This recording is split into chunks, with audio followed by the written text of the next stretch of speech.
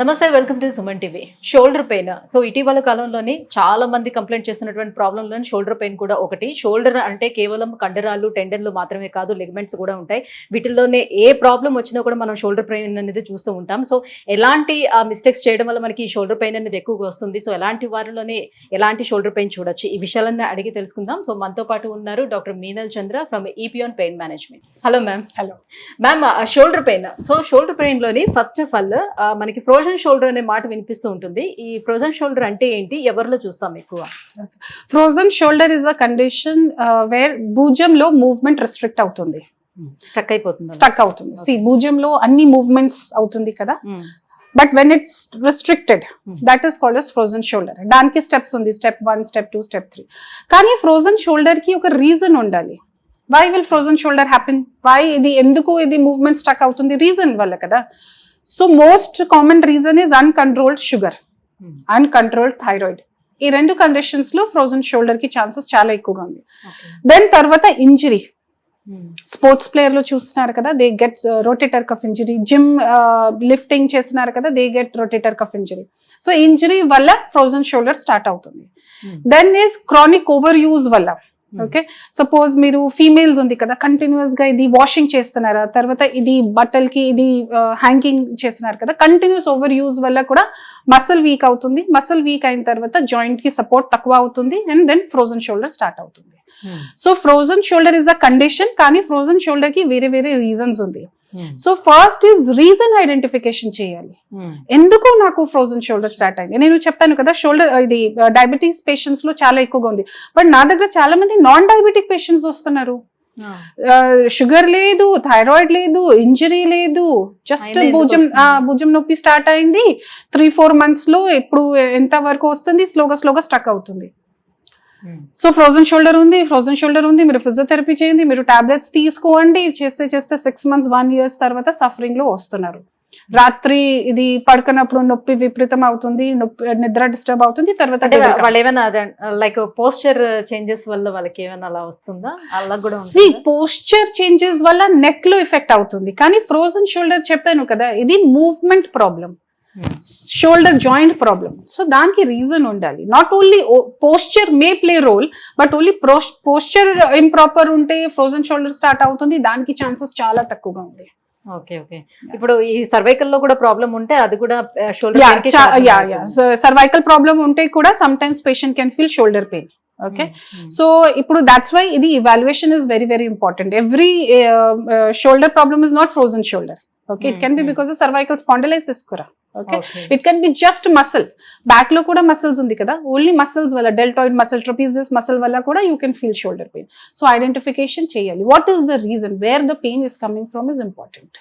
So మరి shoulder లో ఏ ప్రాబ్లం వచ్చినా కూడా, సో మజిల్ లో మీరు అన్నట్టుగా ప్రాబ్లం వచ్చినా, లేకపోతే అటాచ్డ్ ఉన్న లిగమెంట్స్ లో ప్రాబ్లం వచ్చినా, ఏది వచ్చినా కూడా దానికి పిఆర్పి అనేది వర్కౌట్ అవుతుందా?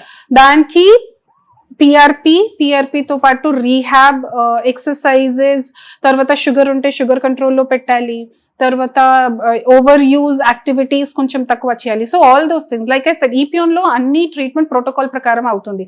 బికాస్ నా clinic results are more than 80-90%. So ఇది ఓన్లీ పిఆర్పి వల్ల అవుతుంది, ఓన్లీ టాబ్లెట్స్ వల్ల అవుతుంది కాదు, హోలిస్టిక్ గానే అవుతుంది. So first is evaluation. Patient నా దగ్గర వస్తే ఇవాల్యుయేట్ చేస్తాము. కొన్ని క్లినికల్ టెస్ట్ ఉంది, పేషెంట్స్ లో పర్ఫామ్ చేస్తాము. అవసరం ఉంటే అల్ట్రాసౌండ్ చేస్తాము, అవసరం ఉంటే ఎంఆర్ఐ చేస్తాము. తర్వాత ఈ క్లినికల్ సిమ్టమ్స్ కి ఎంఆర్ఐ ఫైండింగ్స్ లో కోరిలేట్ చేస్తాము. కోరిలేషన్ తర్వాత పెయిన్ ఎందుకు స్టార్ట్ అయింది, దానికి రీజన్ ఐడెంటిఫికేషన్ చేసిన తర్వాత పిఆర్పి వర్క్ అవుతుంది, పిఆర్పి చేస్తాము. హై డోస్ పిఆర్పి వర్క్ అవుతుంది, హై డోస్ పిఆర్పి చేస్తాము. రేడియో ఫ్రీక్వెన్సీ అబ్లేషన్ కి అవసరం ఉంటే ఇదే చేస్తాము, హైడ్రో డిసెక్షన్ కి అవసరం ఉంటే ఇదే చేస్తాము. ఓకే, సో డిపెండ్ ఆన్ వాళ్ళ కండిషన్. వల్ల సో పిఆర్పికి పంపించే ముందు జనరల్ గా మీరు చేసే టెస్ట్లు ఏముంటాయి, అండ్ పిఆర్పి చేయించుకున్న తర్వాత కూడా రెగ్యులర్ గా చెకప్స్ కి రావాల్సిన నెసెసిటీ ఉంటుందా? ఫస్ట్ షోల్డర్ కి very very good point is 90% of the diagnosis clinical test లోనే అవుతుంది. So there are so many test, every muscle కి ఎవ్రీ లిగమెంట్ కి ఒక టెస్ట్ ఉంది. టెస్ట్ చేస్తే we can make out the diagnosis. So 90% clinical test లోనే identify అవుతుంది. But ఇదే క్లినికల్ టెస్ట్ కి కన్ఫర్మేషన్ కూడా చేయాలి కదా, so what I'm doing is correct or not. So దానికోసం ఇది high resolution dynamic ultrasound scan ఉంది. సమ్ టైమ్స్ కొన్ని స్ట్రక్చర్స్ లైక్ లేబరల్ టేర్ ఉంటే ఆర్ జాయింట్ లో కొంచెం ప్రాబ్లమ్ ఉంటే then we send for MRI. So 90% of the diagnosis clinical and confirmation through ultrasound అవుతుంది. Only in special cases లోనే we send for MRI.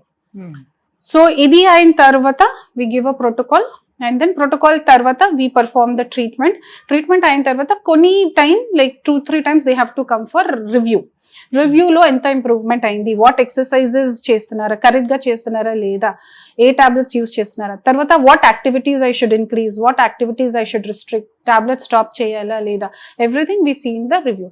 కొన్ని months తర్వాత హ్యాపీగా they can do their lifestyle. Okay. So medicines కూడా ఎప్పటి వరకు వాడాల్సి ఉంటుంది? సప్లిమెంట్స్ ఉన్నాయి, లైక్ చెప్పాను కదా, some times vitamin D deficiency ఉంటే, సమ్ టైమ్స్ మసిల్ వీక్ ఉంటే, మసిల్ క్రామ్స్ ఉంటే మెగ్నీషియం కాల్షియం కాంబినేషన్ రాస్తాను. కొన్నిసార్లు పిఆర్పికి ఎఫెక్ట్ ఫాస్ట్ గా వస్తే we write some supplements and all those things. So supplements ఉన్నాయి, depend on patient to patient. So ఎన్ని డిసీజెస్ ఏమైనా ఉంటే వాళ్ళకి చేయకూడని డిసీజెస్ ఏమైనా ఉంటే? పిఆర్పి జనరల్ గా చాలా safe procedure and only specific like active cancer patients లో or by birth or some genetic defect వల్ల ప్లేట్లెట్ కౌంట్స్ తక్కువ ఉంటే దానికి we don't do PRP. Otherwise పిఆర్పిలో రిస్ట్రిక్షన్స్ లేదు. ఓకే. సో కంప్లీట్ గా పిఆర్పి అనేది సేఫ్, చాలా ఈజీ ప్రొసీజర్ కూడా. సో వెంటనే వస్తే ఒక 5 నిమిషాల్లోనే ప్రొసీజర్ మొత్తం కూడా ఫినిష్ చేసి వాళ్ళని పంపిస్తారు. యా, ఇది నా ప్రొసీజర్ ఎంత టైంకి, కానీ లైక్ వి సెడ్ కదా కౌన్సిలింగ్ ఉంది, we need to explain to the patient dos don'ts exercises అని. సో అన్ని చేస్తాను. ఓకే. సో ఎవరికి ఎన్ని సిట్టింగ్స్ పడుతుంది అని అనేది that depends on damage to damage కదా, ఎంత డ్యామేజ్ ఉందో దాని ప్రకారం నెంబర్ ఆఫ్ సిట్టింగ్స్ డిసైడ్ చేస్తాము. సో పిఆర్పి అనేది ప్రాబ్లమ్ కి కంప్లీట్ గా చెక్ పెడుతుందా లేకపోతే పోస్ట్ పోన్ చేస్తుందా? పిఆర్పి ఇది ఫస్ట్ పిఆర్పికి చాలా చాలా క్యారెక్టర్స్ ఉంది కదా, చెప్పాను కదా, రీజనరేటివ్ ప్రాపర్టీ ఉంది, యాంటీ ఇన్ఫ్లమేటరీ ప్రాపర్టీ ఉంది, యాంటీ మైక్రోబియల్ ప్రాపర్టీ ఉంది, లూబ్రిసిన్ ప్రాపర్టీ ఉంది. సో చాలా ప్రాపర్టీస్ ఉంది. సో పేషెంట్స్ కి సపోజ్ కండరాలు కట్ అయిన తర్వాత ఆటోమేటిక్ గా హీల్ అవుతుంది if you leave the tendon or the ligament. కొన్ని ఇయర్స్ లో లైక్ 1 year 1.5 year లో ఆటోమేటిక్ గా హీల్ అవుతుంది. బట్ ఎందుకు పిఆర్పి చేయాలి? బికాస్ రీటేర్ కి ఛాన్సెస్ ఉంది. So to strengthen it PRP చేయాలి. Okay. So that is why patients లో కండిషన్ ప్రకారం we decide what to do and how to do. In 90-95% of the cases ఇప్పుడు మీకు ఈ అయిన తర్వాత you are happy forever. Thank you ma'am. Thank you so much. Shoulder pains రావడానికి ఉన్నటువంటి వివిధ రీజన్స్, అలాగే దానికి అందించేటువంటి పిఆర్పి ట్రీట్మెంట్ గురించి కూడా తెలియజేసినందుకు థ్యాంక్ యూ.